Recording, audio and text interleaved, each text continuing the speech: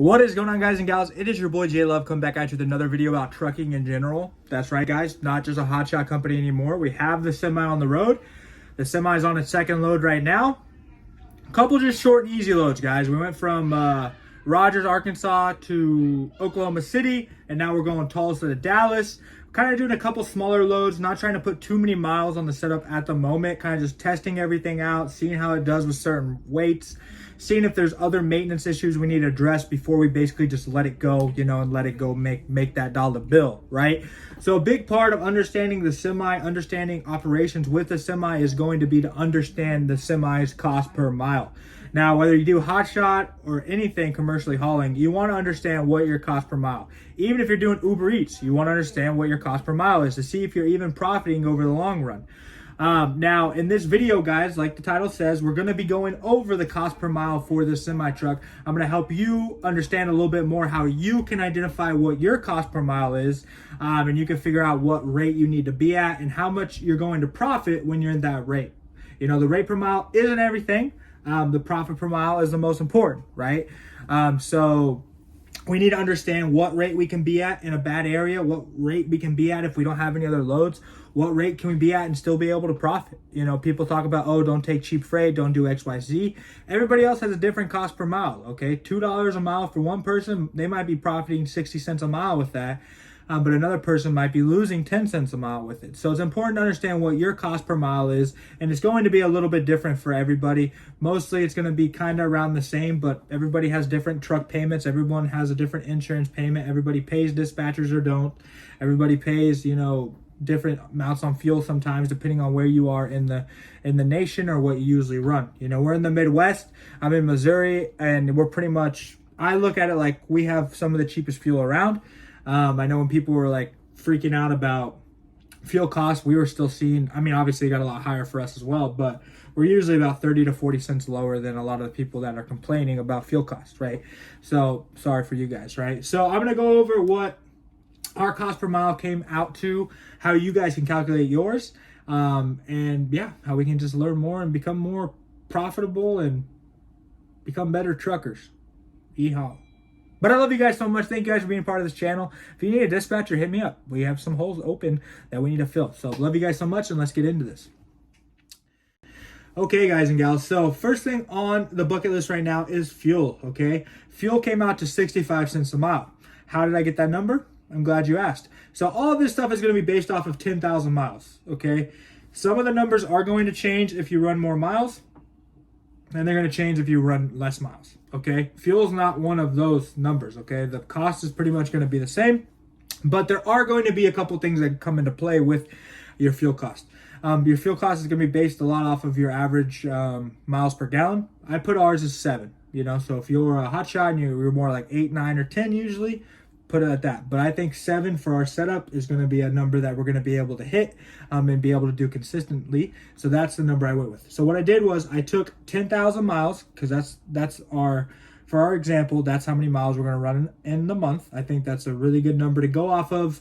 It's a pretty easy number to hit if you're out there running pretty hard. And it's a good average. You can average about 10,000 miles per month. Okay. So what I did was I took 10,000, I divided it by 7. That gave me like 1,600. That's how many gallons we're going to have, or we're going to use in that 10,000 mile period. So I took that number, which was the gallons that we're going to use, and I times it by the average fuel cost. I did ours at $4.50. We're actually a little bit lower than that right now, locally where I'm at. But obviously other places are higher. So I thought, with fuel going down in the future as well, hopefully even more, that $4.50 is a good, good little average to start out with, right? So I did that. I took the amount of gallons that we were going to use, times that by $4.50, came out with a number that came out to about 6,500 buckos. And then what I did was I took 6,500 divided by 10,000. This is another reason I like using 10,000. And that made it 65 cents, 0.65. So really with the 10,000 miles, you're basically just moving decimals over, right? Because it's 10,000. So hopefully you guys can understand that.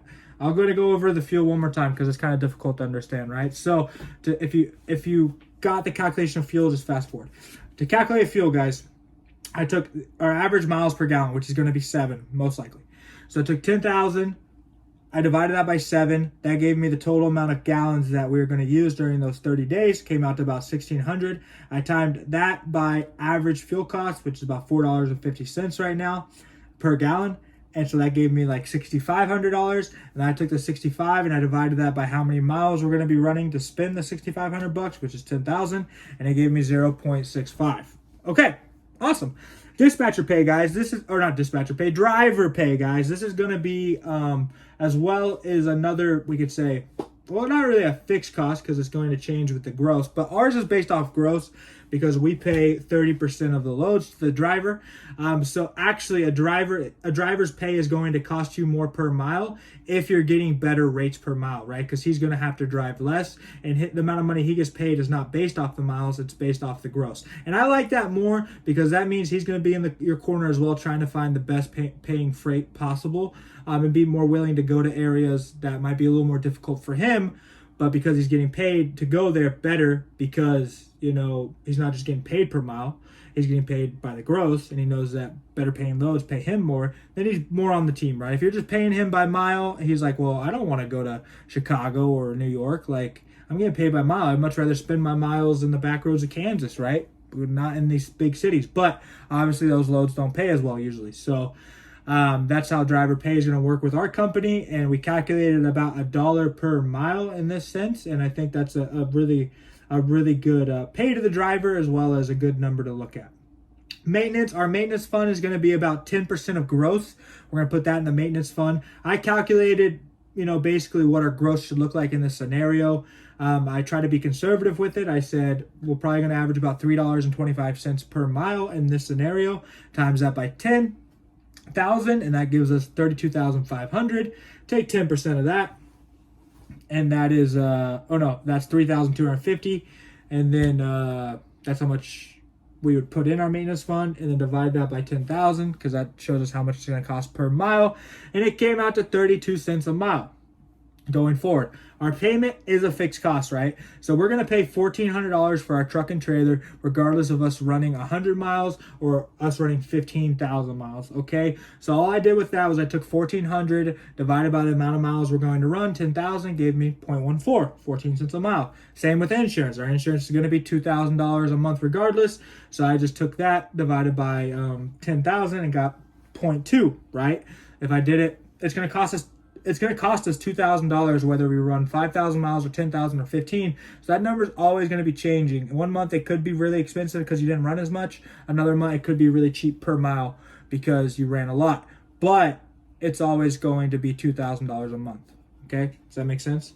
Dispatcher, another fixed cost. Dispatching on the truck is going to cost us about $1,200 a month to have a dedicated person dispatching that truck. So what I did with that was the same thing as I did with insurance and payment. Exactly the same thing to figure that out. Then miscellaneous can cost us about $500 per month. Another fixed cost, if we did 10,000 miles, it's going to cost about 5 cents a mile. So our total cost per mile came out to $2.48. Guys, this is a pretty, what can I say here? This is, I don't know, conservative look is the right word. I mean, I've really tried to make this cost more than it probably is going to, because I want to get in that mindset of what rate do we really need to see. My kind of goal, our minimum goal, is to be profiting $1 per mile every mile, right? And for us to do that with a cost per mile of $2.48, we need to average at least $3.48 per mile on every mile, or higher than that. Right, and that's our minimum goal, right? So now I know that if we're doing $3.50 per mile, at least we're profiting $1 a mile. So it should work out that, you know, on every mile we're making $1. If we're doing 10,000 miles that month, that's $10,000. If we're doing 15,000 miles that month, that's $15,000 or whatever. If we average $3.50, now if we average $4 a mile, you know, then we're making $1.50. You know, so if we do 10,000 miles, and then we're getting paid $15,000 for those 10,000 miles, right?